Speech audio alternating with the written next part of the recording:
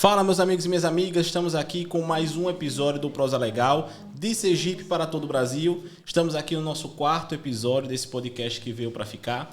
E primeiramente agradecer a audiência de você que já nos acompanha e dar boas-vindas a você que está conhecendo agora o nosso canal, o nosso podcast. Seja bem-vindo, nos acompanhe. Aqui nós recebemos diversos convidados e convidadas. O papo realmente é muito legal. Estou aqui ao lado mais uma vez do meu parceiro Igor Franco e hoje, Igão, com um convidado de peso. Diga aí. Mais um aí para brilhantar esse Prosa Legal. A gente só tá trazendo pancada, viu? Hoje temos um grande professor, doutrinador, advogado, o grande Rodrigo Reis Mazei.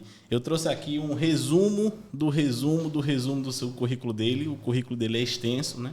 Além de ser um grande processualista, professor, é um grande amigo, uma grande pessoa. Quem já conviveu com o professor Rodrigo Mazei sabe disso. E dando aqui uma breve apresentação formal do nosso convidado, ele possui graduação pela Universidade Federal do Espírito Santo, ele possui especializações na área de Direito Processual Civil, ele é mestre pela PUC São Paulo, ele é doutor, ele também é pós-doutor, professor da Universidade Federal do Espírito Santo, dando aula também tanto na graduação como também no programa de mestrado e doutorado, diretor de núcleos de pesquisa, possui também diversas obras, seja livros e artigos jurídicos publicados, e realmente é um cara sensacional, um grande nome nacional e que sai internacional do processo civil e uma grande referência, não só no processo civil, mas também no direito civil, sobretudo aqui, me arrisco a dizer que uma das grandes referências do direito sucessório. Professor Rodrigo Mazei, seja muito bem-vindo ao Prosa Legal. Agradecemos imensamente o tempo que nos disponibilizou. Seja bem-vindo e sinta-se em casa. Eu que agradeço aqui, né, o convite do Daniel, do Igor aí, e é muito bom ver um projeto desse, né, eu fiquei muito feliz.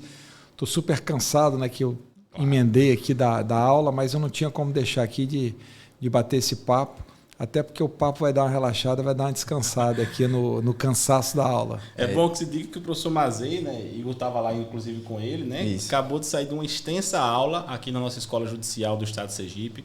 O professor Mazei não é a primeira vez que vem a Aracaju, sabe mais ou menos quantas vezes já esteve por aqui? Já é quase de casa.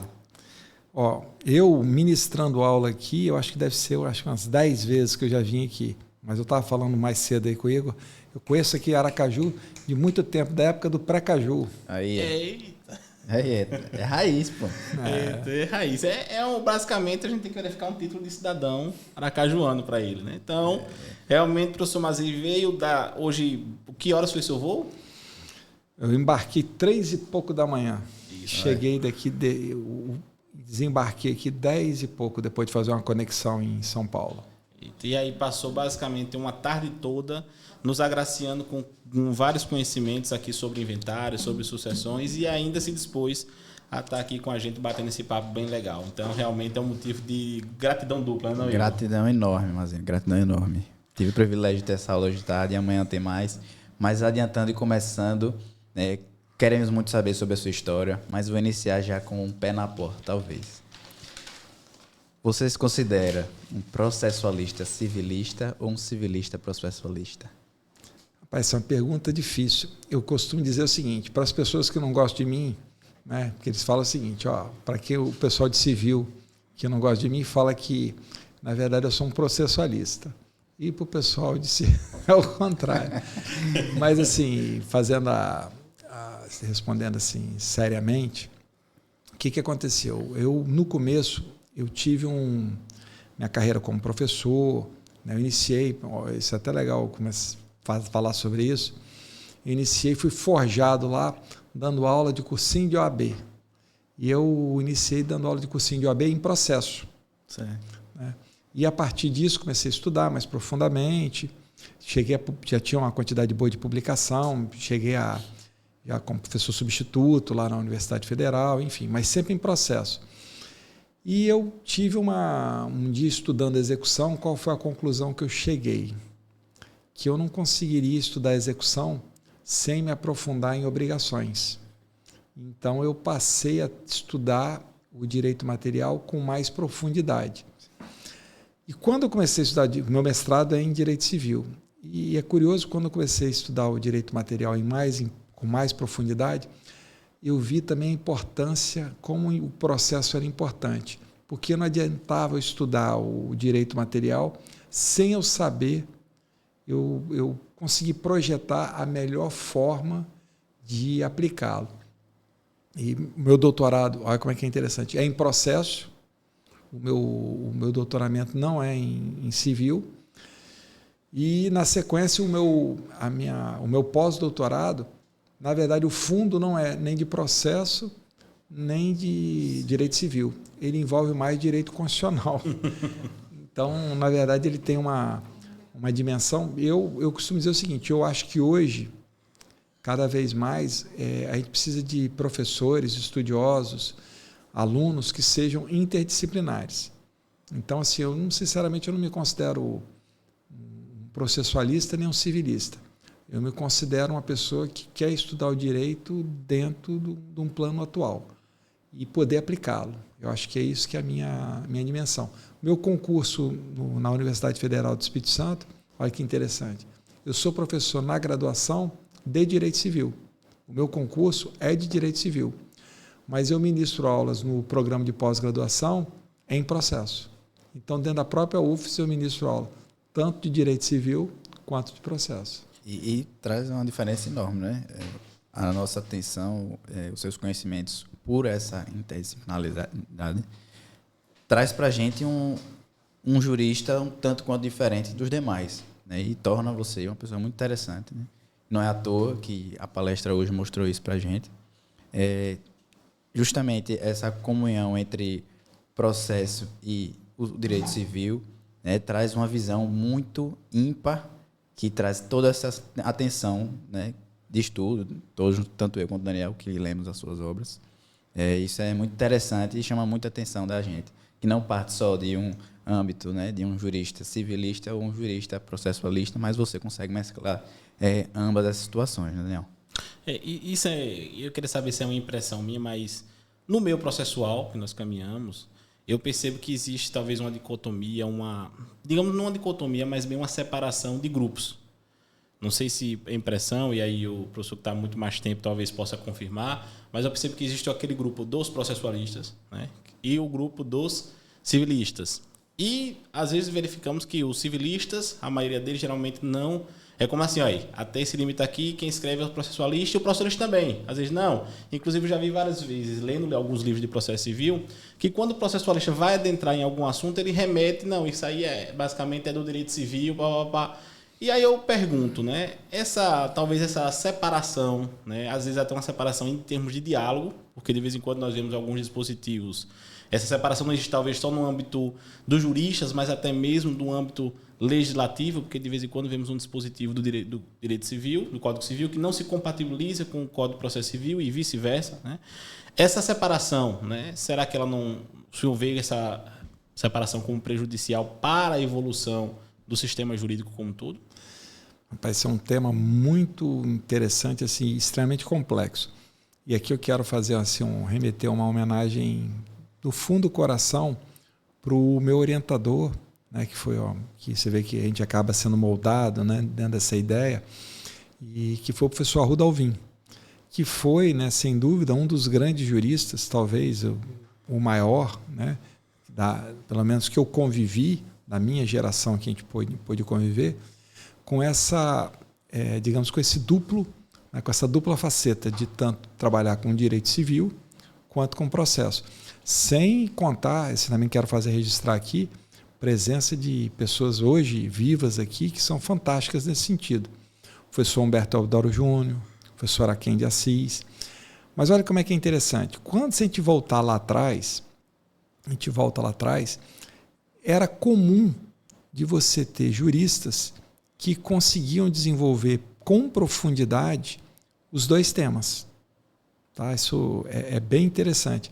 E eu vou dar um exemplo assim, muito importante aqui, né? Pontes de Miranda.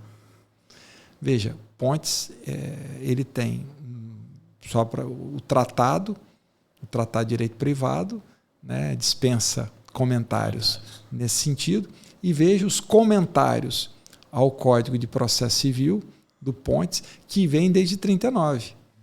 né? Não é um comentário a 73. Então, isso aí mostra que isso era uma ideia.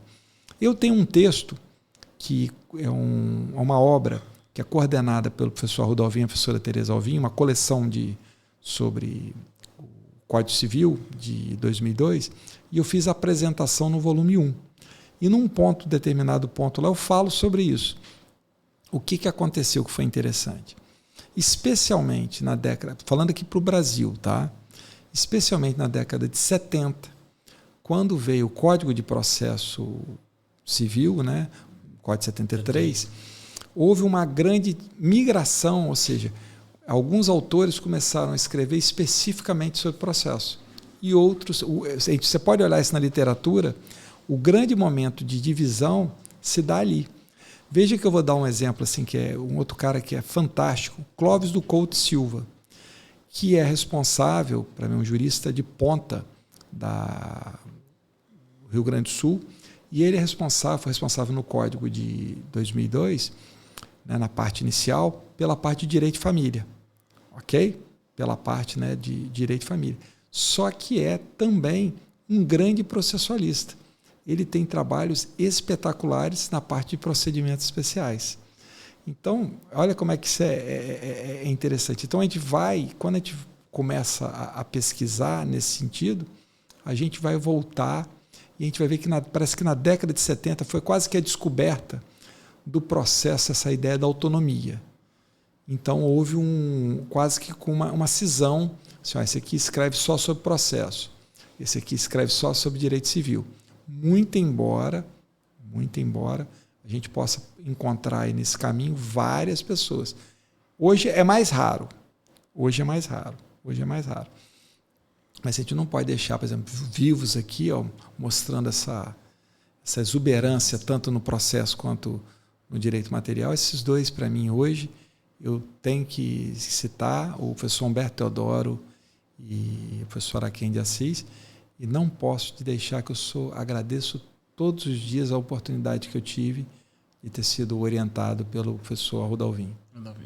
E é interessante esse comentário, e aí também eu queria uma confirmação sua, porque é até possível, talvez, imaginar uma pessoa que saiba muito direito civil, né? É aquela pessoa que realmente estuda, sabe todos os livros do Código Civil, tem lá na sua mente realmente um conhecimento absurdo do direito civil, e que não tenha, a depender, tanta afinidade com o processo em si. Mas na minha cabeça, e queria ter uma confirmação sua, é muito complicado, talvez até impossível, imaginar uma pessoa que seja um processualista que não tenha, talvez possa não ter um conhecimento ou uma visão tão crítica como uma pessoa que se dedica apenas ao direito civil. Mas é muito difícil imaginar um processualista que não tenha um bom conhecimento no direito material, no direito civil. O senhor consegue imaginar uma situação que uma vez ou outra? Eu acho que realmente é muito difícil. Né? Concordo.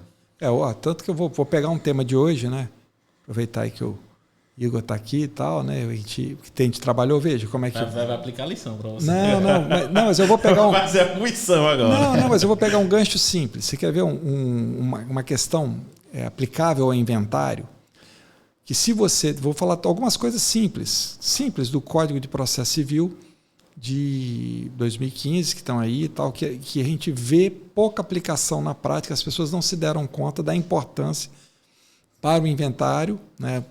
A pessoa sabe muito direito das sucessões, ok? Sabe muito de direito das sucessões. Vou pegar só coisas que ficaram destacadas no Código de Processo de 2015. Calendário. Como é que você vai fazer um inventário que ele é um processo que ele tem que encerrar rápido, sem calendário? Vou dar um outro exemplo. Olha só, vou pegar só exemplos. Vou remeter para as vias ordinárias. Aquela remessa para as vias ordinárias que se coloca. Veja, olha o que é muito tranquilo para mim. Essa aqui é top. Eu vou até olhar para lá aqui, ó, que essa é top. Como é que eu posso falar em remessa das vias ordinárias sem imaginar a ideia de jurisdição multiportas? Então não é remessa para uma jurisdição estatal. O que pode ser? Olha como é que isso muda a ideia. Ó. Eu posso ter na jurisdição multiportas, remeter aquilo ali para uma ação autônoma de provas. Posso remeter aquilo ali para uma arbitragem. Perfeito. Posso remeter para um processo de autocomposição. Então, olha como é que você vai juntando. Como é que tudo vai se... Então, aí o juiz, antes de remeter, olha como é que eu vou juntando o Código de Processo Civil. Será que ele não deve, pelo menos, consultar as partes sobre para qual local ele deve remeter? E aí, olha como é que é bacana. Olha, como é que eu vou trabalhar no inventário hoje sem saber sobre negócio jurídico processual? E aí eu vou falar o contrário agora. Como é que eu, como processualista, vou trabalhar como negócio, com negócio jurídico processual, se eu não tenho as bases do que é um negócio jurídico do direito material? Perfeito. Então, eu acho que esse ponto aí, que você pegou do negócio jurídico processual, né, é perfeito, é um exemplo perfeito. Não tem como uma pessoa saber efetivamente, entender, eu sou especialista em negócio jurídico processual, se não dominar de forma firme a teoria do negócio jurídico. Perfeito. Porque o negócio processual é um negócio jurídico, só que tem como seu objeto uma questão relativa à relação jurídica processual. Perfeito. Esse exemplo daí é porque realmente é muito complicado, porque eu já vi pessoas dizendo, não, eu sei, eu já vi alguns colegas falando, não, eu sei processo. Isso aí é do pessoal do direito civil. E olha assim e fala, sim, mas não tem como, não encaixa você dizer que sabe processo sem saber direito civil. Obviamente, né, você pode não saber determinada área do direito civil e se dedicar a uma área do processo, Sim, né, sim. que se dedica a uma outra área. Por exemplo, a pessoa pode ser um cara sensacional em direito sucessório e um processualista voltado ao estudo do procedimento especial do inventário, né? Agora, realmente é muito complicado uma pessoa dizer que sabe processo e não sabe, não dominar conceitos básicos do direito civil. Quer que eu te dê um exemplo simples? Claro. Simplérrimo sobre negócio jurídico processual. O artigo 190 do CPC, ele fala, né, ele vai traçar o gabarito da cláusula geral do negócio jurídico processual. E lá está dizendo que para fazer um negócio jurídico processual a pessoa necessita ser capaz. Perfeito? Perfeito. Que capacidade é essa? É uma capacidade de direito material ou é uma capacidade voltada ao processo? Porque olha como é que é interessante. Se eu observar qual que é o objeto do negócio jurídico processual, e é uma regra de procedimento, uma troca de procedimento, uma medida ligada a procedimento, qualquer que seja, qual a conclusão que eu vou chegar? Isso é uma questão que ela é até intuitiva. Eu não posso cobrar dali uma capacidade que é voltada ao direito material. Perfeito. E isso é interessante, olha, aí você abre a ideia e você vê que no procedimento do inventário, vocês podem conferir isso depois, o artigo 665 do Código de Processo Civil, ele permite uma convenção processual, um negócio processual típico de alto calibre, de altíssimo calibre, com a participação do incapaz. E ele já dá as dicas, porque ele fala o seguinte, que ele permite que você converta um inventário solene para o arrolamento comum, ou seja, olha que negócio jurídico processual potente. Você troca o procedimento todo, mediante acordo entre as partes, ainda que com a presença de incapaz, desde que haja a concordância do Ministério Público. O que você tira daí? Olha como é que você tem que juntar os dois. A mudança de procedimento pode ser feita, um negócio jurídico processual pode ser feito com a presença de incapaz, desde que, naquele caso concreto, ele seja assistido e representado e haja a presença do Ministério Público nesse negócio jurídico processual com uma manifestação que não seja contrária. Perfeito. Então, olha como é que isso é bacana. E veja como é que isso tem sentido, porque o negócio jurídico processual, a priori, voltado para o incapaz, ele é voltado para o quê? Para impulsionar os interesses do incapaz. Seria uma contradição eu não admitir este negócio jurídico, que, na verdade, seria benéfico ao próprio incapaz. Perfeito. Então, essa conjugação de direito material e processo, ela precisa, o tempo inteiro, ela ser feita. Então, a minha crítica, né, a minha grande crítica que eu faço, às vezes, são os raciocínios isolados. São os raciocínios isolados. Então, e volta primeiro àquela questão. Eu fui estudar direito material, eu fui buscar uma base mais forte de direito civil, porque eu vi efetivamente a necessidade de conhecer direito material para trabalhar no processo. Perfeito. Que interessante, muito interessante. Aí talvez já tenha saído, mas eu não ouvi ainda, saindo da sua boca, nem na palestra hoje que eu senti falta. Que é a grande frase, né, que você sempre fala aqui. Se for o que eu tô pensando, eu já digo junto. E peço que você fale amanhã também, porque é sua marca, o Jump of the Cat. Eu não ouvi ainda hoje na palestra, peço que você faça pelo menos amanhã. O que eu falei agora... Aqui já saíram pelo menos duas. Não, mas tem duas frases que eu gosto de colocar. São dois jargões. E o jargão ele surge naturalmente, né? Mas esse assim, o Jump of the Cat ainda está o pulo do gato, né? Veja, essa questão da capacidade, ela é uma análise de quê? Veja, onde está o pulo do gato, o Jump of the Cat aí, no negócio jurídico processual? É uma análise da estrutura do negócio jurídico, observando o quê? O seu objeto, que é o processo. Aqui que está o Jump of the Cat. Onde que se diferencia o negócio jurídico processual dos demais negócios jurídicos? O seu objeto. Aí o seu objeto leva o quê? Uma variação, eu tenho que ter uma correspondência do seu objeto à capacidade. Esse é o Jump of the Cat. Mas se eu tenho outro jargão também, Daniel conhece, tem outro jargão também. Quando eu vou falar, às vezes, uma coisa que é muito difícil, chamar atenção, eu falo, pessoal, presta atenção que essa aqui é faixa preta. Essa também é tradicional. E existe também uma coleção aqui, para quem não sabe, existe uma coleção de figurinhas. No WhatsApp. Quem quiser depois eu vou deixar o contato e eu vou passar várias figurinhas. Mas aí, trazendo um ponto aqui, a gente fala, como a gente já disse, né, você tem esse conhecimento amplo, principalmente. Como é o tema da palestra de hoje, que envolve direito de sucessões, como é que você chegou e se especializou nesse tema? Desde quando surgiu, né, esse interesse por essa área? E qual foi o caminho aí até chegar hoje, que é palestra por todo o Brasil? Eu vou voltar muito lá atrás, antes de falar de sucessões. O que aconteceu comigo quando eu fui fazer o mestrado? Eu tive um desafio. E, de novo, se eu me emocionar aqui falando do professor Arruda Alvim, o que seria mais fácil para mim? Eu buscar no mestrado um tema de direito civil que tivesse uma conexão com o processo, que era natural. E eu, conversando com o meu orientador, cheguei a um tema que ele era um tema clássico de civil, com muito pouco processo, que foi o direito de superfície. Então, tratar de direito de superfície, porque, por exemplo, você tratar das ações possessórias, do próprio direito sucessório. Por que o direito sucessório, neste ponto, ele tem uma ligação muito grande com o processo? Porque a regra é que o direito sucessório ele vai desaguar no inventário. E a regra é que o inventário seja judicial.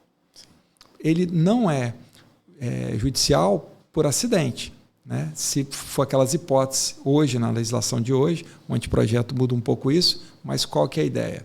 É a presença de capazes, todo mundo tem que ser capaz, e a ampla concordância, né? Tem aquela questão do testamento, né? Se tiver testamento, normalmente o inventário é judicial, e o STJ já permitiu, sem problema nenhum, você faz o registro do testamento, depois pode fazer o inventário extrajudicial. Então, onde que eu comecei assim, a trabalhar especificamente com direito sucessório? O escritório, né, que eu trabalhava, né, ele tinha um trabalho muito grande com direito sucessório, e eu pude levar para o escritório uma carga diferente, uma visão diferente quanto ao direito sucessório, com a aplicação de umas técnicas processuais diferentes, e eu me interessei em estudar mais o próprio direito material. Na sequência veio o meu concurso para a Universidade Federal do Espírito Santo, e uma das cadeiras que eu tive a oportunidade de ocupar, que eu estou hoje até hoje, foi direito das sucessões. Aí foi a hora que eu me encontrei. E eu brinco, eu falo isso aqui, e isso está lá no meu livro, lá nos comentários ao CPC, na parte de inventário. É muito interessante você observar que praticamente tudo que você aplica no processo comum, né, você vai aplicar no inventário. Então, veja, e tem muita coisa que falta lá, que essa visão mais ampla te gera essa dimensão. Só para vocês terem uma ideia. Eu não consigo imaginar hoje, Vou voltar para o CPC de 2015. Olha o problema de só estudar direito das sucessões, não estudar processo. Eu não consigo estudar, aplicar um inventário sem uma fase de saneamento e organização do processo. Até porque o inventário, por excelência, ele é o quê? Policêntrico. O que significa dizer? Vários centros nervosos. Ou seja, discussões diferentes no curso do inventário. Olha que legal, Igor e Daniel. Aqui, ó, dando um jump off the cat aqui. Ele é um processo que ele tem, eu escrevi isso, uma das partes que eu mais gosto. Ele tem um saneamento geral e uma organização do processo geral. A partir da identificação dos pontos controvertidos, que nem sempre os atores são os mesmos, você tem o quê? Uma organização do processo depurada, separada. Então, é um processo de fatiamento. Olha como é que é interessante, vou indo mais além. A gente fala de processo estrutural, ok? O inventário, ele é, por excelência, um processo estrutural. Então, veja, muito do que... Então, como é que uma pessoa que trabalha com sucessões, que não tem noções de processo estrutural, ele vai desenvolver esse processo? É difícil. É muito difícil. Então, por isso que... E, ao mesmo tempo, agora, olha, pegando também um gancho da aula de hoje, eu sei muito de processo, mas eu não sei os detalhes, eu não tenho aprofundamento quanto a determinados debates de direito sucessório. Por exemplo, colação, ok? Os bens que podem ser arrecadados no inventário, ou seja, bens que não são personalíssimos e que têm valor patrimonial. Então, há um nível de conhecimento de direito material que não adianta você soltar o melhor processualista, que ele vai ter uma grande dificuldade de se trabalhar com isso. Até porque, veja, e pegando esse gancho também, o inventário, a priori, ele é um procedimento. A partilha é um outro procedimento, e é um procedimento que pode acontecer ou não, contingencial. E o que as pessoas às vezes confundem? O processualista, ele olha como um procedimento único. Sim. E quando você depura o direito material, o que fica claro? Que são dois procedimentos distintos. Interessante. Perfeito. E essa questão que o senhor nos trouxe sobre o processo em si, e aí eu lhe faço uma pergunta, eu lhe acompanho há um bom tempo, né? Até lhe conheci através das aulas, depois ficamos mais próximos, amigos, trocamos ideias, inclusive participou da nossa inauguração aqui da nossa Sociedade Sergipana de Processualistas em 2019. E eu sempre disse uma coisa para você. Quem assiste a aula do professor Mazei, dá para perceber claramente a sua visão, embora totalmente técnica, porém prática. Eu acho bem interessante que eu até brincava com ele. Ele geralmente não usa slide. Perfeito. Ele geralmente vai construindo a aula dele do início ao fim. Eu não sei nem se quando você vai dar alguma aula, se você tem algum roteiro. Eu acredito que você só tem lá as hipóteses que você vai tratar, e eu percebo que o seu raciocínio na hora da exposição ele vai se construindo à medida que você vai falando, e você vai puxando várias setas lá e fica tudo organizado na sua exposição. E eu vejo, quando na sua exposição, uma característica que revela, mesmo que eu não soubesse que você é advogado, né? Que revela muito aquela impressão dizendo o seguinte: esse cabra daí ele fala e ele pratica o que ele fala. E aí a minha pergunta é a seguinte: qual é o peso, a importância que a advocacia tem para a sua formação processual e para a sua eficiência como processualista, para as teses que você constrói? A advocacia é importante, não é importante para um processualista, né? O que é que a advocacia contribuiu para todas as teses que você criou, para todo o seu raciocínio crítico? Bom, deixa eu começar no começo lá.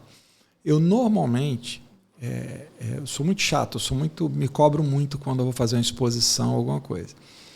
Então, assim, eu posso ter falado sobre o tema 20 vezes. Você pode ter certeza que eu vou fazer uma revisão sempre, e eu tenho sempre um roteiro básico. Por que eu não gosto do slide? Hoje até eu comentei isso também lá na aula. O slide, ele congela o raciocínio. Então, o que pode acontecer? Às vezes, no meio da minha exposição, surge por uma provocação ou por uma corruptela do que você está dizendo ali, algo que você percebe que aquilo ali interessou. Então, o slide ele te quebra essa dinâmica porque você não pode aprofundar nisso, que você tem um trilho muito marcado. E o slide tem mais ainda. Às vezes você tem um risco de você passar uma informação que ela é uma informação que ela já é facilmente perceptível pelo público. Tá? E aí vem a brincadeira que o Igor está rindo aqui. Eu falo que eu prefiro esse tipo de aula, com quadro e tal, que é uma ideia de criar, como no filme Divertidamente 2, no Divertidamente 1 e 2. É você... O que eu tento buscar sempre? Eu tento puxar dentro da cabeça da pessoa para que ele me ajude a raciocinar. Então, é uma exposição que eu vou fazendo em que eu vou conversando, tentando puxar um raciocínio. Então, ela não é só uma exposição, é uma ideia de uma construção. E isso, para mim, é muito importante, porque eu vou, com essa construção, eu vou sempre reparando, por isso que eu prefiro muito a aula ao vivo, eu sempre vou buscando sinais para saber os caminhos que eu vou caminhando. E eu posso trabalhar. Mas, assim, e nisso, quando eu tenho uma proposta e o tempo, eu vou sempre desenvolver aquela proposta no tempo que eu tenho. Então, assim, mas eu consigo... Aí o tempo foi me dando a experiência foi me dando essa possibilidade de ter um roteiro mais flexível, mas sempre buscando o raciocínio e a construção. Me ajuda muito. Eu vou falar um negócio aqui agora, meio fora do contexto que eu acho que vocês não estavam esperando. Eu vou dizer o seguinte, eu acho que tem uma máxima que é correta. Todo juiz deveria ter sido advogado. Mas eu vou te falar uma máxima aqui também, que é uma máxima que eu criei. Não sei se fui eu que criei, mas assim, pelo menos eu acho que eu criei, mas isso não é quem criou, não, mas que eu acho que é correta. Todo advogado deveria passar um tempo como juiz. Porque o sofrimento também de decidir é muito difícil. E eu falo isso, eu tive um período que eu fui juiz do Tribunal Regional Eleitoral, né, no TRE lá do Espírito Santo, e eu tenho trabalhado de alguns anos para cá, com arbitragem, como árbitro. Então, eu decidi. Então, quando eu falo, quando às vezes eu comento, eu olho não só na perspectiva de quem postula, eu tento olhar na perspectiva, e também lançar o olhar na perspectiva de quem decide. Né? Então, eu brinco que eu falo o seguinte, quando você vai decidir, você tem um bom advogado, o advogado ele trabalha para uma boa decisão. Então, se eu sou advogado, eu vou trabalhar o quê? Para uma boa decisão. Uma decisão num prazo razoável. Se eu estou como um juiz, eu tenho que ter uma organização que me permita proferir a melhor decisão. Então, eu sempre trabalho com essa ideia, essa perspectiva de que o direito tem que ter um sentido. Tanto que as minhas orientações lá no programa de pós-graduação da UFES, lá especialmente no mestrado, todos os meus trabalhos eles têm que ter um sentido de utilidade. Porque assim, eu acho que isso é fundamental para o direito, você tem que ter um sentido de utilidade. E eu brinco, o que é empatia processual? Olha, essa é boa. O que é empatia processual? É você se colocar, é mais do que a colaboração, tá? Empatia é uma outra perspectiva. É você se colocar, eu sou postulante, eu me coloco na posição do juiz. Eu sou juiz, me coloco na posição do postulante. Isso é bacana. E isso também funciona para o Ministério Público. Vamos voltar de novo. Eu tenho um texto um pouco crítico nesse sentido, mas foi muito bem recebido pelo Ministério Público. No direito sucessório, o Ministério Público ele não tem que ser a pessoa do não. Porque às vezes a gente vê o Ministério Público como o não, aquele que fica... E o Ministério Público ele tem que ser o quê? Um facilitador, uma pessoa que vai trabalhar, né, que ele vai atuar em prol daquilo que justifica dele estar trabalhando, que em regra é o quê? O incapaz. Mais ainda, Igor, pegando o gancho do nosso encontro, hein? O incapaz não, o vulnerável. Aí, garoto, tá vendo? Ó, prestou atenção lá. Ó. Não, a aula desse cara foi sensacional. E 2 pontos aqui confirmando o que você falou e que o Daniel falou. Muitos exemplos práticos, o que torna uma didática excelente. E talvez eu sairia frustrado se você passasse slides depois da aula de hoje, porque realmente se torna uma dinâmica muito interessante.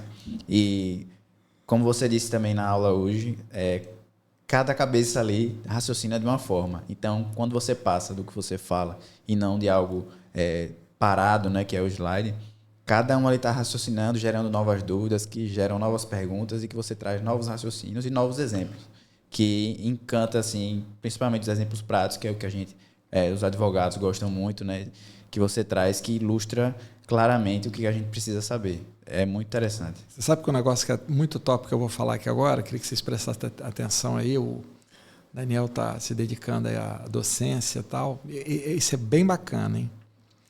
Se você começar a aprender a usar o pincel atômico ele é um catalisador, ele é um link do seu raciocínio com o raciocínio de quem está ouvindo. É como se você tivesse com aquele pincel atômico, você está ligando o seu raciocínio ao raciocínio do receptor. Chega num determinado momento, hoje tinha muita gente, tá, mas quando você está numa turma menor, em que a pessoa já antevê o que você vai fazer com o pincel atômico, né, com o pincel de quadro. Então, isso é muito legal. Então, assim, isso facilita muito. E eu volto a dizer, aí às vezes o que acontece, e é muito frustrante quando eu vejo, o sujeito faz uma mega exposição com slide, e surge um assunto no meio e ele olha, acho que vocês já viram acontecer isso, e ele tem que abortar vários slides. Acontece muito, muito. E isso, inclusive, passa a impressão de desorganização. E o que não é, o que não é. E, na verdade, o que acaba... Veja, às vezes não é de desorganização, às vezes demonstra até que a pessoa tem um domínio muito grande, porque aquele desvio foi relevante, às vezes era mais relevante, o ponto... ele era mais relevante, né? Surgiu, ele tinha um domínio sobre o assunto todo e sobre aquele ponto que surgiu como nervoso, como controvertido, ele pôde trabalhar, mas o slide, ele gera aquele roteiro. Eu brinco, posso fazer uma outra brincadeira que eu falo lá com os meus orientandos. Às vezes, dar aula com slide é mais ou menos como viajar em excursão. Então, você tem que seguir um roteiro, às vezes você está num lugar legal, você queria... Pô, aí você não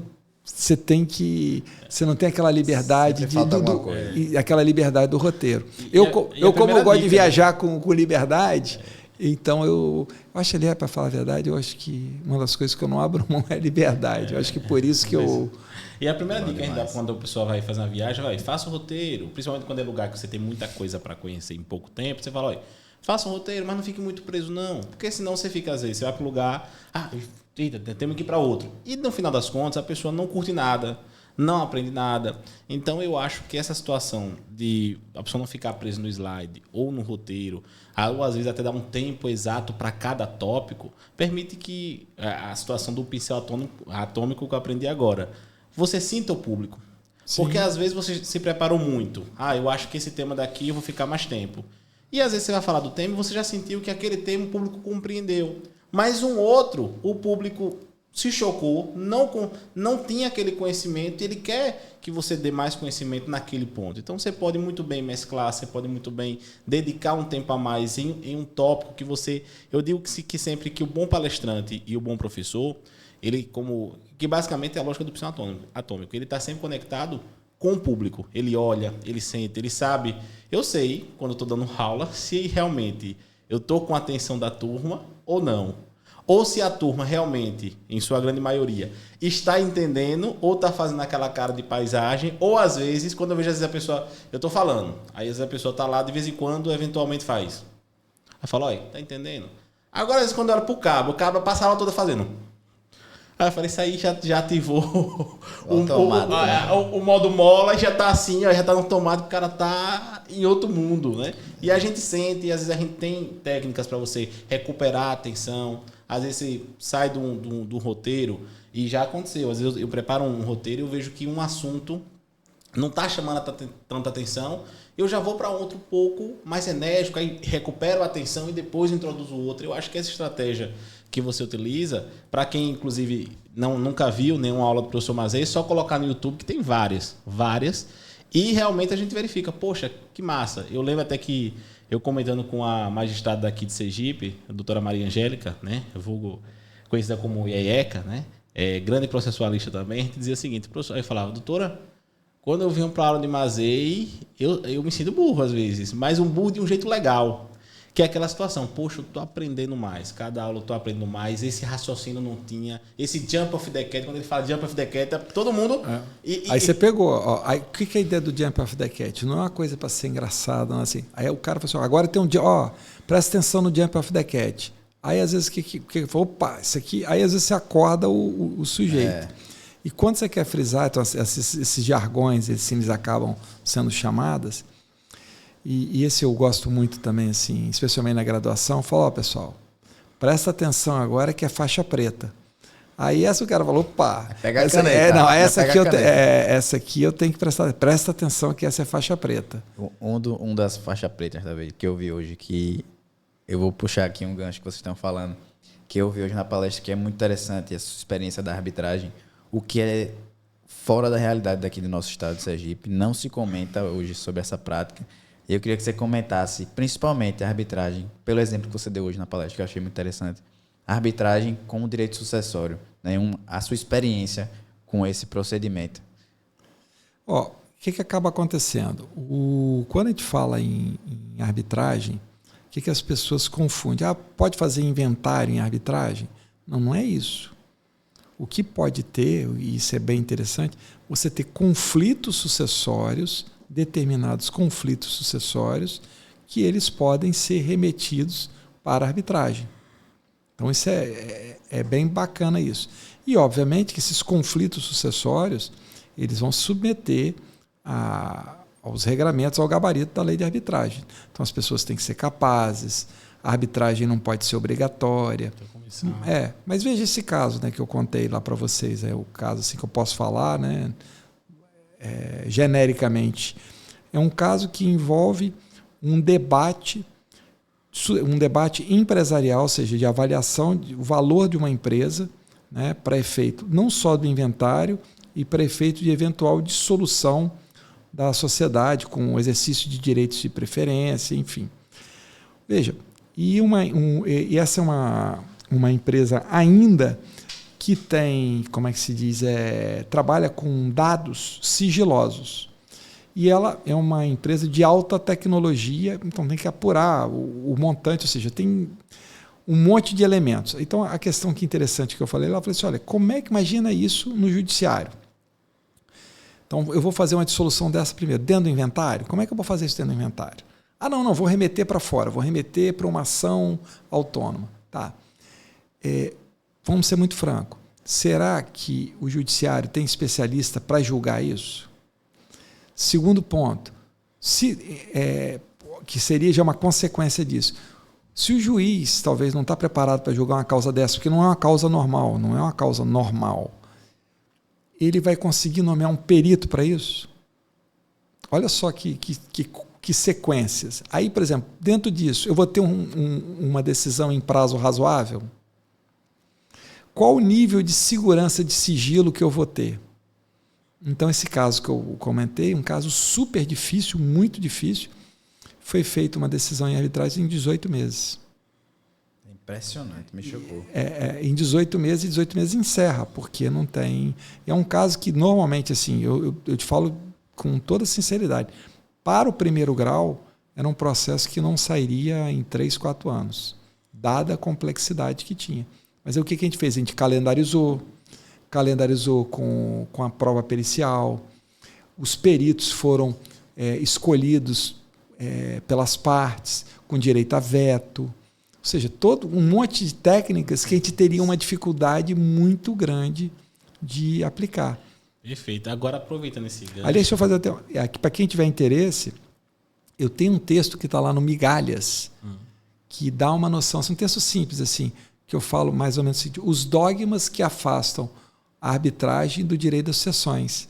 É um textinho simples. Está no Migalhas? Está no Migalhas. Depois, aproveitando aqui, vamos deixar na descrição do vídeo o link também. Além dos Migalhas, vamos deixar também o link de umas 3 a 4 aulas aí do professor Mazei, para que você não conhece, você que não conhece, possa acompanhar também. E outra dica, se tiver aula na sua cidade dele, pode ir. Perca não. Não perca.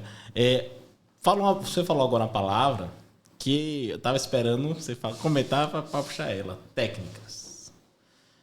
Eu acredito que o professor foi um dos grandes defensores e entusiastas, né, do intercâmbio de técnicas processuais, né? Temos o 327, parágrafo 2º, inclusive temos grandes obras, e aqui posso referenciar, por exemplo, a do professor Fred Dier, juntamente com o professor Antônio Cabral.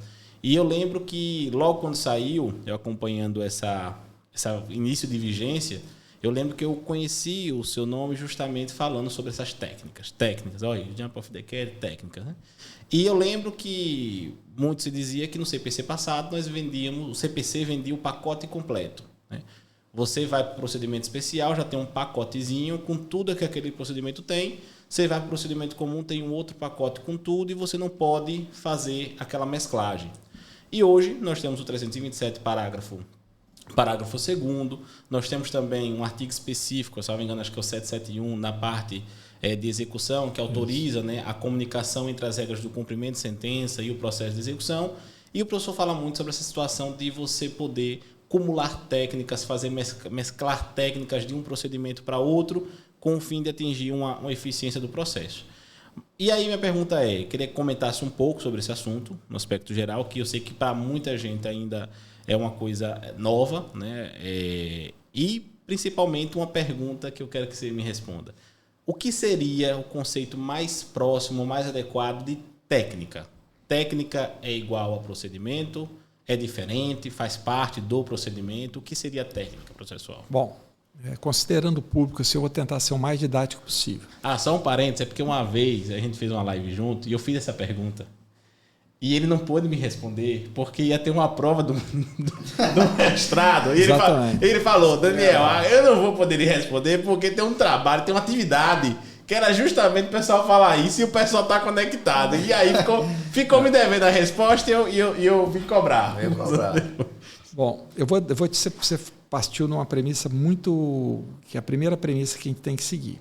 O que nós tínhamos muito claro antes do CPC 2015? Eu observava o procedimento como um todo.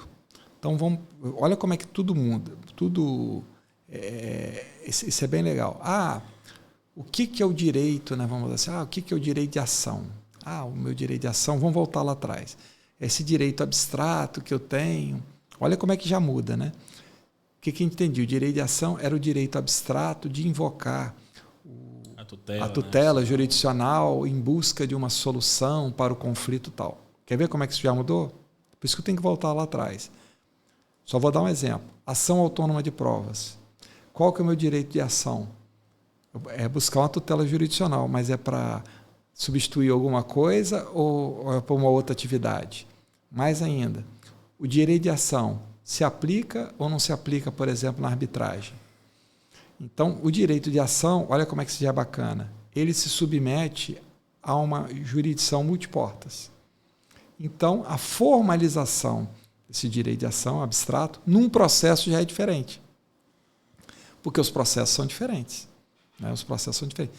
Digo mais ainda, eu não descarto, e um orientando meu defendeu isso, num trabalho, que eu posso invocar o judiciário, e aconteceu isso tranquilamente na Covid, eu posso invocar o judiciário não buscando uma tutela para substituir a vontade das partes, mas só para convocar a outra parte para buscar o quê? Uma autocomposição e utilizar da estrutura do judiciário para isso. Então, olha como é que o direito de ação já mudou e a estrutura do processo vai ser diferente.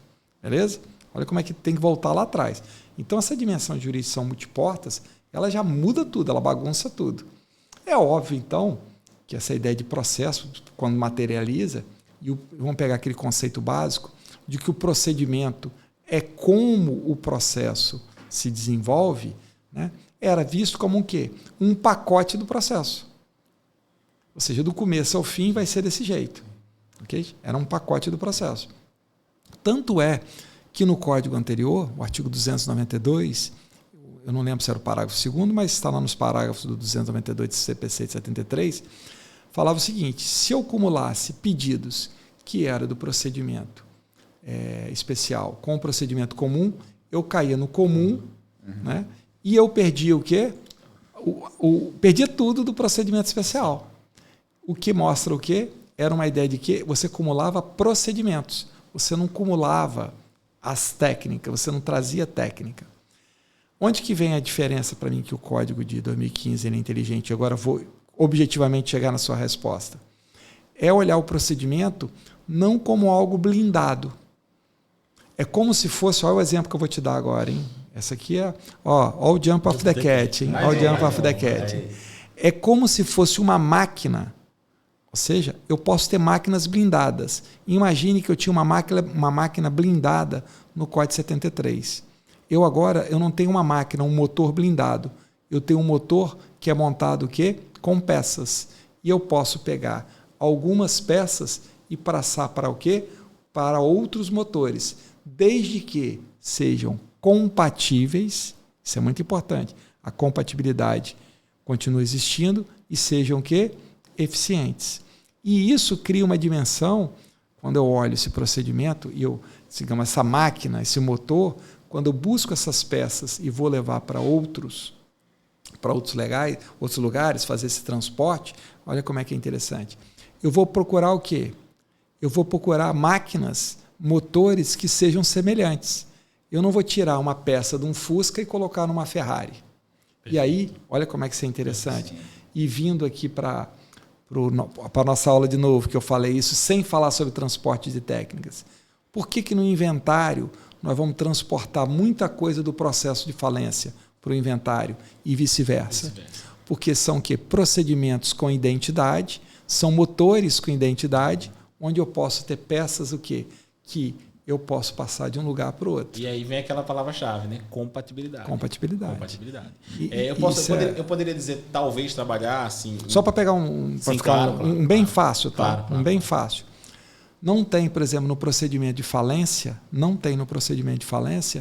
um incidente de remoção do administrador judicial. Mas eu tenho aonde? No inventário. Então eu pego e jogo para cá. Agora vamos falar o contrário, para pegar um exemplo legal também que eu falei lá. O sistema de prestação de contas do inventário, ele parte de uma premissa de que o inventário vai terminar em 1 ano.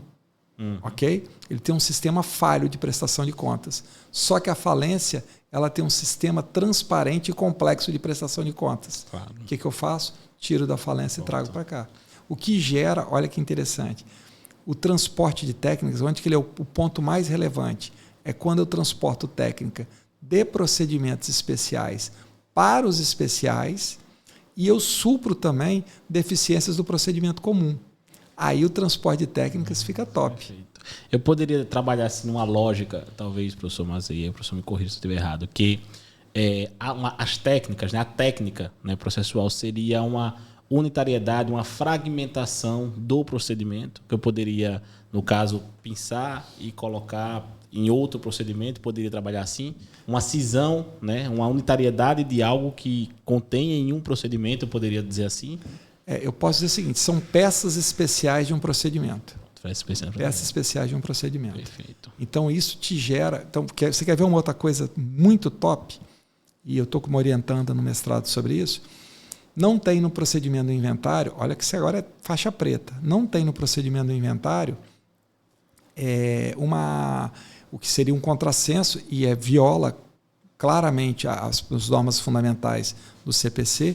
Não tem uma fase, um momento, uma fase demarcada para autocomposição.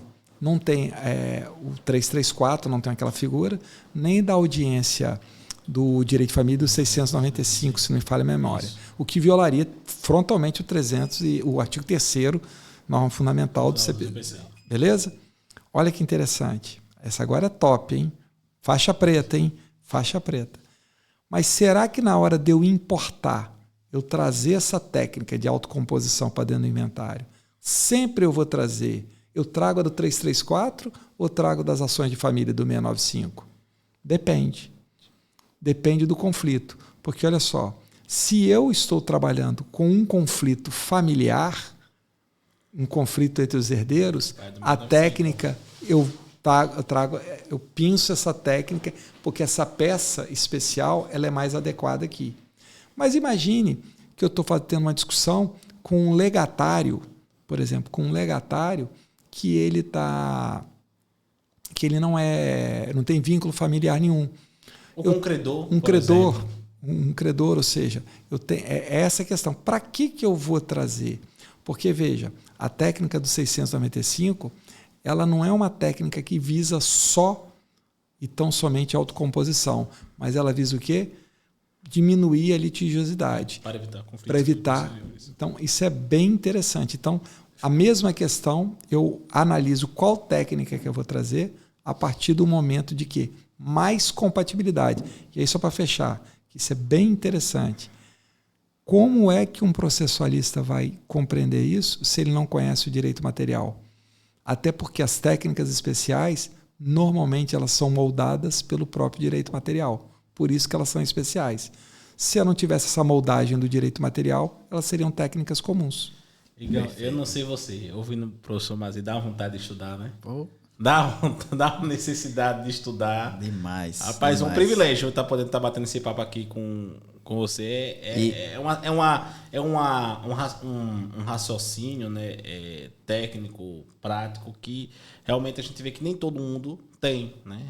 Essa visualização dos problemas, das compatibilidades, das deficiências do sistema para essa importação e exportação de técnicas, eu acho sensacional. Inclusive, eu acredito que o professor não tem ainda um livro, né, específico sobre esse tema, né?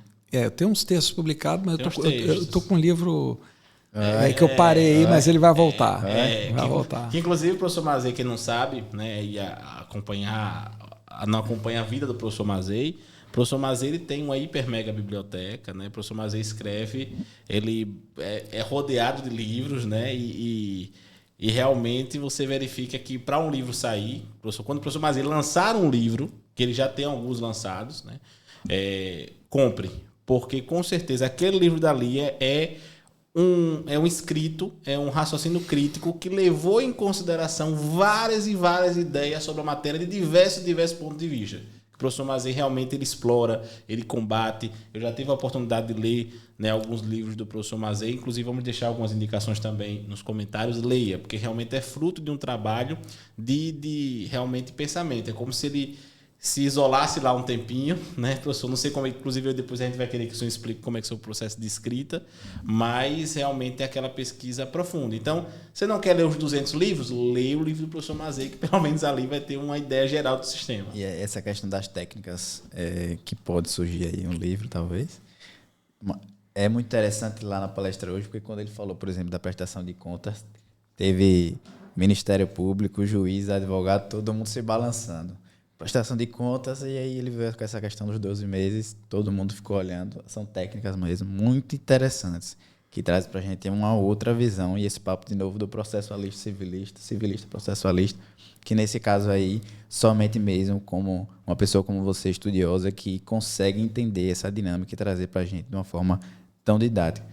Um outro ponto que a gente falou aqui, essa questão dos livros, me remeteu uma imagem de uma live que eu vi na pandemia, que era justamente a que eu conversei com o senhor antes de chegar aqui, que foi ele com o Daniel Neves, que aí o fundo dá para ver tanto de livro que tem ao fundo.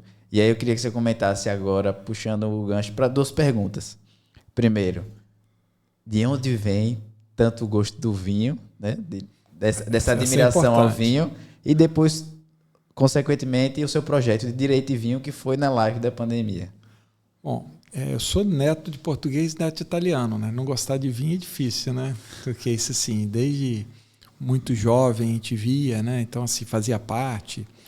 O vinho nos fins de semana sempre fez parte. O meu avô, português.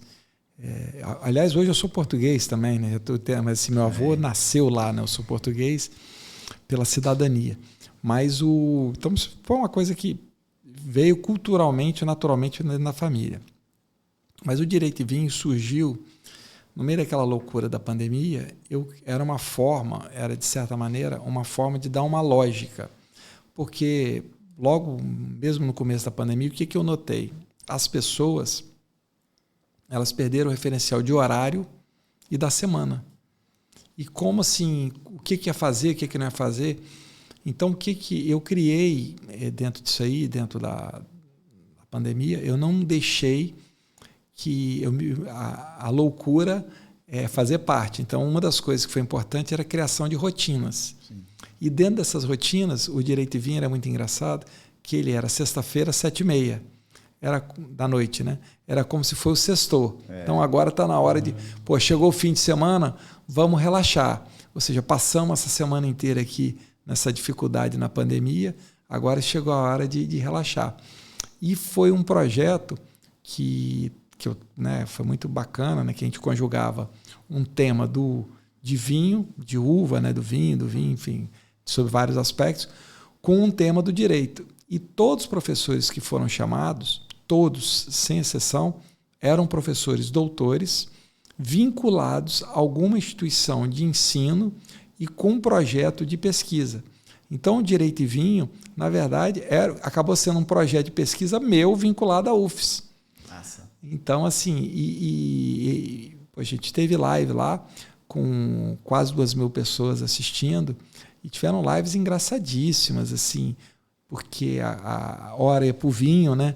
Hora ia para o direito, a gente fazia essas ligações e foram todas foram muito, muito prazerosas, mas algumas foram, assim, divertidíssimas, né? Não vou falar o nome aqui do professor, mas teve um que ele conhecia muito de direito, mas conhecia pouco de vinho, ele estava um pouco nervoso, e ele começou a beber o vinho mais ou menos uma meia hora antes. E 1 hora de live, você falando, bebendo vinho, não é fácil, não. Sei que quando uns 40 minutos de live, mais ou menos, uns 35, o cara já estava completamente ruim já, e balançava, e foi muito interessante assim, essa live. E teve, por exemplo, com várias ideias que eu tive sobre alguns temas, surgiram dessas lives. Então, de você ir para um assunto desse, aberto a ouvir. Né? Então, foi muita coisa assim que a gente teve. Teve várias lives legais. Teve, sim, entre várias, por exemplo, tem um lá que eu fiz com o Eduardo Talamini sobre arbitragem e a Pinot Noir, foi uma das primeiras, é excelente. A delicadeza, como é que fala? A exclusividade da Pinot Noir com a arbitragem. Eu lembro da Syrah. A Syrah foi boa. A Syrah eu fiz inclusive uma sozinho com a Syrah, que foi bem, assim, para mim foi bem impactante. Eu fiz uma também foram várias que foram muito legais, mas uma que eu curti muito, assim, de ter feito foi com o professor Heitor Sica, que foi sobre a autotutela e a Carmené, né? Porque a autotutela foi uma redescoberta, como a Carmené foi uma uva que foi redescoberta. Então a gente fez um link legal. Tá. Taná com a fazenda pública, a Taná como uma uva mais rígida, que é uma uva mais difícil, tal, com a fazenda pública que tem um procedimento mais rígido também. Foram vários. Agora, assim. Esse nível de conhecimento de vinho, né? O professor basicamente é quase um enólogo. Né? Como é que funciona esse estudo? Como é que funcionou? Em que momento da sua vida, além de ser um apreciador de vinho, o senhor falou, poxa, eu vou saber tudo de basicamente todas as uvas? Não, mas eu não sei tudo de vinho, não. Nem tudo direito, não. Deixa eu te falar, eu tenho um defeito. Vou falar que o meu sócio lá, o Bruno, fala, rapaz, você tem um defeito, você não sabe levar nada na brincadeira. Tudo que você faz, você quer estudar, você quer saber. Por exemplo, eu sou um cara apaixonado por quadros. Então, determinados artistas, eu fui estudar até o fim. Então, quando eu gosto de determinados temas, eu estudo e quero fazer o meu melhor. Então, assim, para mim isso é muito importante. Então, tanto que eu tenho algumas confrarias de vinho, eu vou para a confraria, é muito legal conversar com os amigos e tal, mas eu vou para aprender. Então, eu falo assim, quando tem aquela confraria, aquela bagunça, eu falei, não, vamos aprender aqui. Vamos fazer degustação às cegas, vamos comparar safras, regiões, e você vai aprendendo. Então, tudo na vida você pode dedicar para aprender. Por exemplo, quando eu viajo para o exterior, me divirto e tal, mas eu vou sempre para aprender. Então, eu sou nessas coisas eu não sei brincar, não. Eu sou assim, quando eu gosto de alguma coisa, eu quero aprender. Então, fazendo uma brincadeira sobre isso, você vê uma coisa por conta do vinho, que passou a ser um hobby interessante, conversando com um grande enólogo do Sul, que é amigo meu, ele falou assim, olha, você precisa ter os cortes dos vinhos, né? O tempo que as misturas das uvas, o tempo que passa por barrica, isso tudo é um processo, isso tudo muda. E ele falou comigo, olha, uma boa forma de se aprender isso é você utilizar com a cachaça e fazer a infusão com ervas e tal, que você vai ver as ervas que combinam, como os tempos são diferentes e tal. Para que ele foi falar isso? Aí eu comecei a estudar isso, comecei a fazer. Nessa brincadeira, quando eu vi, eu já estava com as 300 garrafas de cachaça, fazendo infusão e aprendendo. Aí você aprende o que funciona, o que não funciona. Então, acho que, talvez, eu acho que eu sou aquele assim, como diz o meu sócio Bruno, eu não sei brincar para as coisas. Então, aí eu gosto de estudar, eu gosto de estudar profundamente. Esse projeto é muito bom, inclusive está no YouTube, né? Tem vários momentos gravados aí no Direito TV, então quem puder tirar esse tempinho, inclusive como podcast, eu também faço no meu dia a dia, sempre quando eu estou, por exemplo, no carro, boto no rádio ali, vou ouvindo. São várias aulas, podcasts e lives conversas que são muito interessantes. Agora tem uma outra paixão, professor, agora, e eu tenho uma pergunta muito importante, isso é muito importante. A barreira vai virar baile? Ixi, a barreira vai virar baile. A barreira vai virar baile. Coutinho chegou, né? Coutinho... Conta aí essa sua paixão pelo Vascão. Inclusive também sou vascaíno, mas o professor tem uma paixão pelo Vasco. Eu sou sócio proprietário, pô. Sou sócio proprietário do Vasco. Eu não preciso acompanhar quando o Vasco faz gol, porque toda vez que o Vasco faz gol, eu recebo uma figurinha do professor Marcelo. Isso é também uma coisa bacana. Meu avô, como fosse meu avô, é português. E veja como é que isso. Então, meu pai, né, também, que não era português, meu pai descendente italiano, ele torcia para o Vasco. Então foi algo assim, mas muito mais do meu avô, né, muito mais do meu avô. Isso sim é uma paixão. E eu digo para você, assim, um dos maiores ídolos que eu tive, e eu fiquei muito mal quando houve a morte do Roberto, porque o Roberto, né, o Roberto Dinamite, ele me fez assim, o impulso foi do meu avô, tal, mas acompanhar o Roberto, cara, o Roberto como jogador, né, não só pelo caráter, mas tinha uma coisa para mim que eu acho fantástico, que eu vou fazer um link com a advocacia. O que acontecia com o Vasco, né, na época do Roberto? Ele não podia ter o melhor time, mas ele entrava para lutar. E o Roberto, cara, ele era um sujeito que podia ser qualquer partida, a qualquer momento podia ter gol. Então, era o sujeito seguinte, ele não tinha... Isso era fantástico. Então, você vê qualquer jogo do Vasco, por mais forte que fosse o time, né, com o Roberto em campo, era uma possibilidade de gol.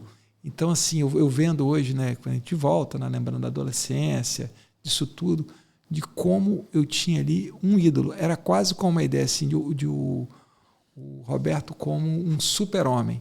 Tanto que quando o Roberto faleceu, eu confesso que eu passei, sério, vou falar assim, muito seriamente, eu tive assim, uma tristeza, porque eu perdi assim, um referencial, né, um referencial que eu tinha sem eu não conhecê-lo pessoalmente, mas um referencial que eu tinha de pessoa, de atleta, de caráter, de tudo. Então, poxa, eu sou assim, aquele vascaíno das antigas mesmo. Então, e digo mais, eu acho que o futebol ele molda, de certa maneira, a pessoa. E eu acho a história do Vasco, né, e aí também sou adolescente, quando você conhece a história do Vasco, de tudo, né, desde lá de trás, a questão dos camisas negras, a própria luta, né, a luta, um time, né, que construiu o seu próprio estádio. Você vê aí, hoje, nos dias atuais, o time com todas essas dificuldades, mas a torcida se junta, abraça o time. Então, eu falo assim, o pessoal pode falar, poxa, torcer para o Vasco está muito difícil nesse século. É verdade, assim. Mas é algo assim que é muito mais do que um time.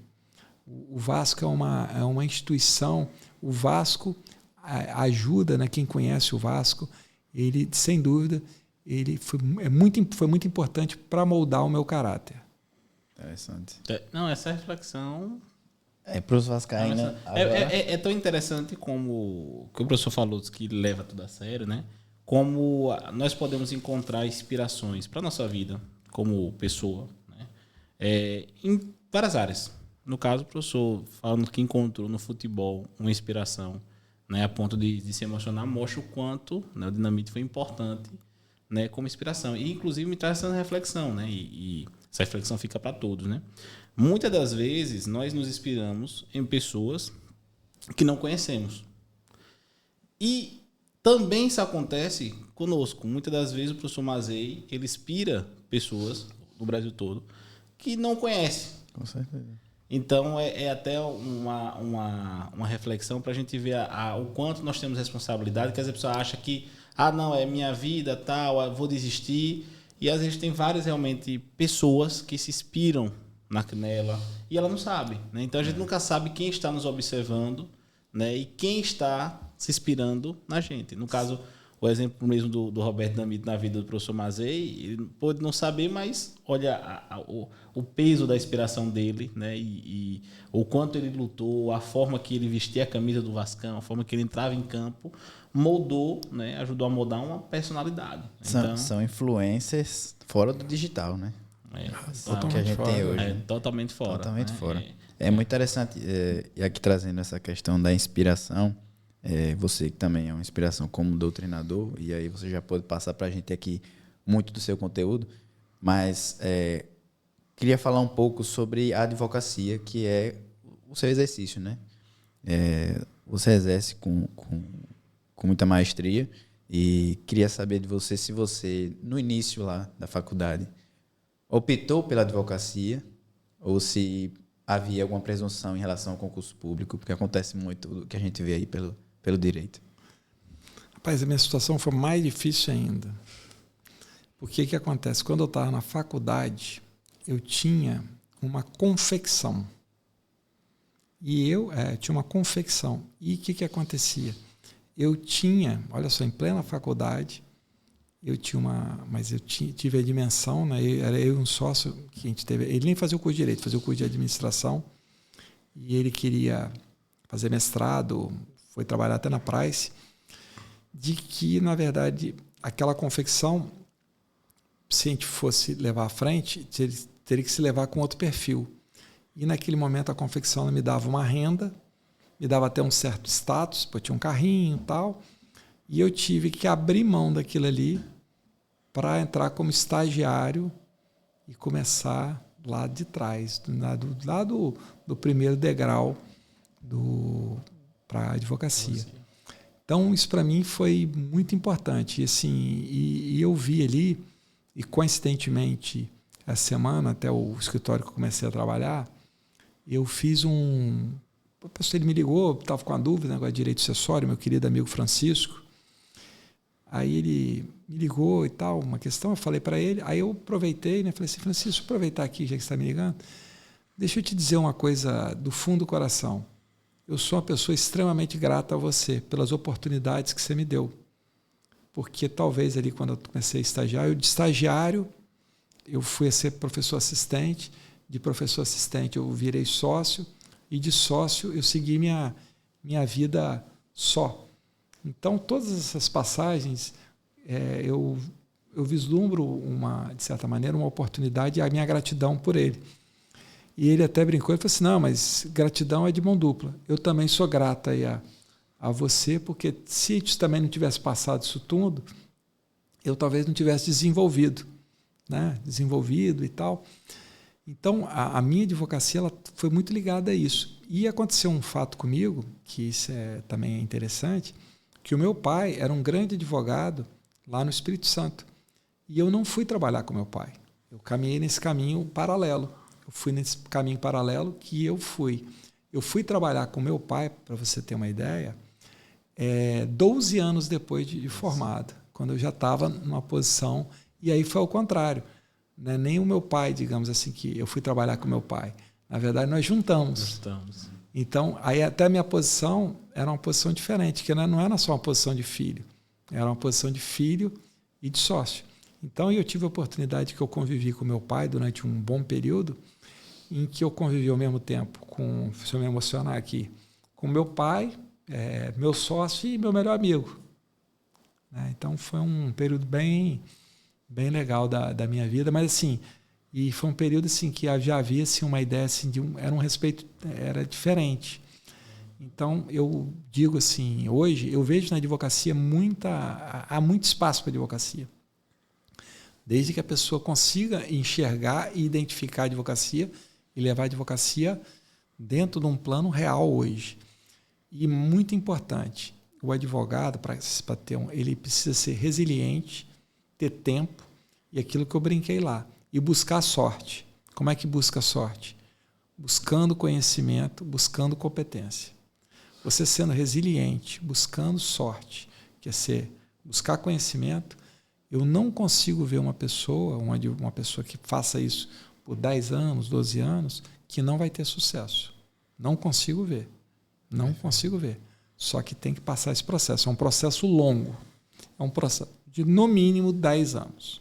Mas eu não vejo ninguém que passou por esse processo de forma madura que hoje se encontra numa situação ruim profissionalmente. Estou falando nem financeiramente, não. Estou falando que seja bem posicionado. Mas assim, um concurso nunca foi assim eu sempre gostei, eu acho que, como eu falei, eu sou um homem meio da liberdade. Sim. Então acho que o concurso me frearia um pouco. O único concurso que talvez eu fizesse um dia e tal, que eu acho que tem a ver, mas tem a ver com isso, seria a Defensoria Pública. Massa. Sim, seria talvez o único concurso, assim. Eu não me vejo em uma função... Não é por desdém, não. É por conta da minha forma de trabalhar, das minhas coisas, enfim. De falar assim, eu não vou parar aqui 3, 4 meses para poder estudar. Então, assim, seria incompatível com o Ministério Público, com a questão lá da magistratura. Então, por isso que eu também... Essa minha liberdade, para mim, ela tem um preço... Eu gosto de ser livre. Eu gosto de ser livre. Eu perguntei também por a questão da experiência como você foi juiz do TRE, né? Por isso que eu linkei, talvez, que você tivesse algum interesse na área do concurso. Não, mas... Mas a experiência gostou? Foi uma experiência muito boa. Não, a experiência da arbitragem também é fantástica. Eu digo o seguinte, você está num colegiado, e aí no TRE, eu acho que foi fundamental para algumas leituras que eu tenho hoje dos tribunais, porque a gente tem que entender que você está ali no colegiado. O colegiado ele é completamente diferente de você, o juiz ali dando a decisão. Então eu participava de um colegiado, você começa a fazer leituras. Então, assim, após eu ter saído do TRE, como assim foi importante de eu entender, às vezes entender como funciona um colegiado. E vou dizer mais, eu fiz algo lá quando eu saí, que não tinha lei, não tinha nada nesse sentido. Eu me decretei, deixa eu ver como é que... você não pode... Às vezes a gente tem que ter atitude, né? Você fala as coisas, mas você tem que ter atitude. Eu me decretei 2 anos de quarentena na Justiça Eleitoral, enquanto eu não saísse todas as pessoas que estavam ali, que eu convivi no tribunal, eu não advoguei no eleitoral lá no TRE. Porque eu achava, na minha cabeça, que não tinha muito sentido, poxa, eu estava há pouco tempo com a pessoa lá, julgando com ele. Depois eu estaria, dias depois, postulando com ele sobre a mesma matéria. Então eu não me sentia à vontade com isso. Aí eu fiz as contas, ela daria 2 anos para todo mundo sair. Eu falei, então eu vou dar 2 anos de uma quarentena. E quando eu fiz isso, não existia nenhuma regra, nada nesse sentido. Fazer isso. Impedimento, suspeição, né? Essa reflexão, esse realismo, essa visão lúcida da advocacia que foi passada é interessante, porque a gente vê que muita gente hoje vem de facilidade. Hoje em dia a gente vive naquele mundo que a pessoa chega e fala, não é por aí não. Tem um caminho aqui melhor, mais fácil, sempre tem, né? E eu vejo, como dou aula hoje também de preparação para a OAB, dou mentoria também para jovens advogados e advogadas, eu percebo muito que a grande queixa da advocacia, né, na verdade não é uma queixa da advocacia, na verdade é um perfil imediatista que muitas pessoas têm de querer sair da faculdade, pegar a OAB e simplesmente já nos primeiros meses está vendo que está bem posicionado profissionalmente, também para algumas situações financeiramente. E a advocacia, como eu digo, né, inclusive peguei isso no ensinamento de um advogado, até faço a menção dele, Rodolfo, que foi um dos meus mentores na advocacia, que ele falava: olha, Daniel, a advocacia é plantação. Você começa plantando, né? E você, em algum momento, você vai colher. Vai chegar um tempo em que você vai começar a ter colheitas e vai continuar plantando, e você vai ter uma rotatividade, um bom posicionamento profissional, um bom posicionamento financeiro. Mas tem que plantar. E a colheita não é do dia para a noite, né? Então, esse lapso, esse tempo que o professor traz é um tempo muito lúcido, porque eu acho que o advogado, hoje em dia, os advogados ficam tão preocupados em enriquecer, em trazer clientes, que esquecem, às vezes, até de investir na sua competência. Sim. Qual é a área que eu quero desenvolver? Qual é a especialidade que eu vou ter? O que é que eu vou fazer para o meu cliente se sentir satisfeito? E daqui a pouco, você atende um, resolveu o problema, daqui a pouco vem outro, e aí vai plantando, daqui a pouco você está bem posicionado profissionalmente. Então, eu acho que as pessoas devem ter isso não para desistir, mas pelo contrário. Ter resiliência, porque existe um futuro, existe um caminho, embora árduo, é um caminho que vale a pena, é gratificante, quem está na advocacia. E agora, falando um pouco também, professor, tem uma pergunta muito boa para lhe fazer na sua docência e da vida como profissionalista, que é a questão da sua participação nas jornadas e nos fóruns de enunciados, né? O professor participou de diversos FPPCs, né? Os Fórum Permanente de Professores Civis. O professor também uma presença muito constante nas jornadas de Direito Processual Civil. Inclusive, na última, né, agora o professor não pôde comparecer, mas estava na direção e deu todo o auxílio. Um dos grupos, inclusive, que eu fiz parte, que foi o grupo de processo de conhecimento, esperava vê-lo lá, mas infelizmente o professor, por motivo justo, não pôde comparecer. No FPC 2019 também fui, o professor também não pôde comparecer, mas diversos FPPCs o professor já participou contribuindo. Eu queria que o professor falasse um pouco sobre essa experiência nessas jornadas, nesses fóruns, e qual a importância, né, desses fóruns, dessas jornadas para sociedade jurídica em geral. São extremamente importantes. O FPPC, inclusive o Jump of the Cat, nacionalmente foi colocado no primeiro FPPC, que na época não era nem FPPC, era Jovens Processualistas, né? E tal. E foi na plenária, e todo mundo começou a rir, eu falei, não, mas o Jump of the Cat está aqui. Então, o que é um momento? Esses enunciados, na verdade, eles são extratos de construções doutrinárias, e que passam a fazer análise não só da lei, mas às vezes até da própria jurisprudência. Então, qual a importância? São extratos doutrinários de grande importância na orientação e sedimentação de ideias. Tanto que, se você olhar a quantidade de decisões do STJ, que citam os enunciados. Então, isso é extremamente importante. E é uma oportunidade não só, né, de se construir, e também da gente para o direito, né, não ser só chato, né? Porque a hora que a gente se encontra, bate o papo, encontra as pessoas e tal.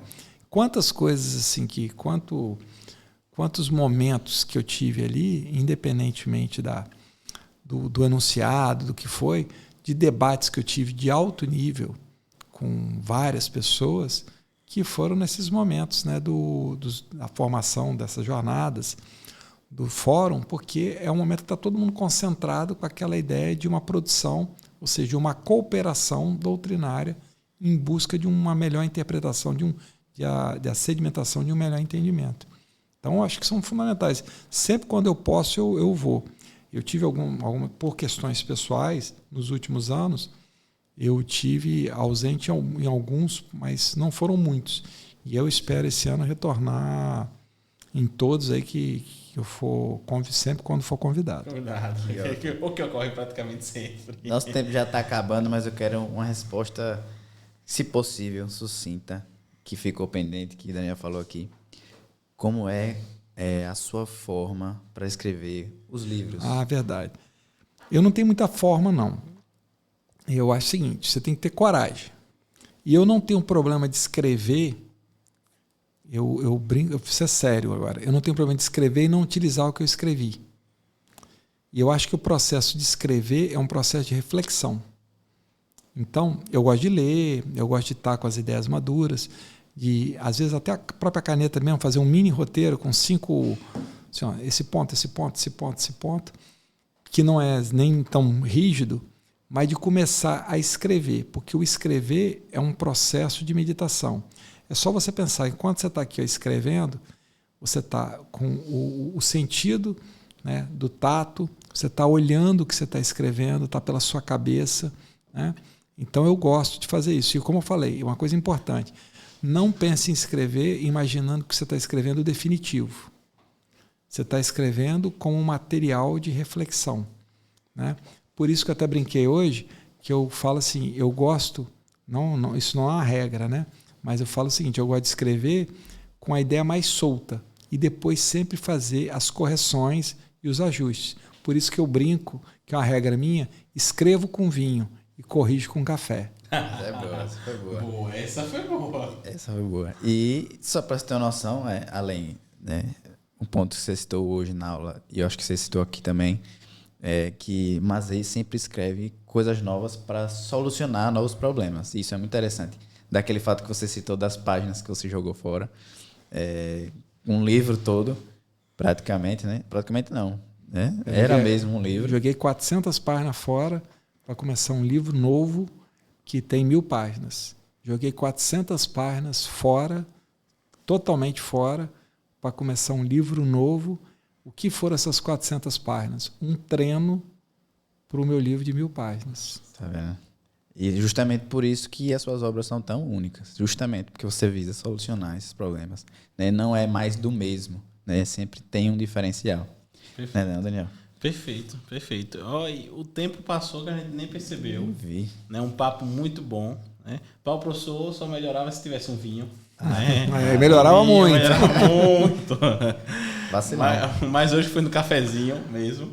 Mas, professor, encaminhando aqui os agradecimentos, né? Agradecer a presença do professor aqui, é uma grande honra, né? Reitero tudo que eu falei no começo. O professor é uma referência como jurista, como pessoa, como profissional, né? Nacionalmente, né? E aqui em Sergipe, né, em Aracaju, já é basicamente um puxadinho da sua casa, porque gostamos muito dos seus ensinamentos, utilizamos muito, tanto é que rotineiramente é convidado para a escola judicial, né, aqui do Estado de Sergipe, ou também pela nossa associação aqui de processualistas, e para a gente uma grande satisfação tê-lo aqui. E aí, como lembrança, né, da sua vinda, né, vamos deixar com o professor uma lembrancinha aqui. Não sei se vai gostar, mas eu tenho a impressão de que vai. Tá a lembrancinha aqui. Ó, do gigante da colina. Né? Eu ia fazer uma pegadinha e ia botar na bolsa do Flamengo. Não, aí eu já, se eu visse, eu já fugia. Mas tá aqui uma lembrancinha para o professor, para levar lá para... Rapaz, eu não vou ter que abrir. Não, né? abra. Espero que não tenha. E já vou agradecendo.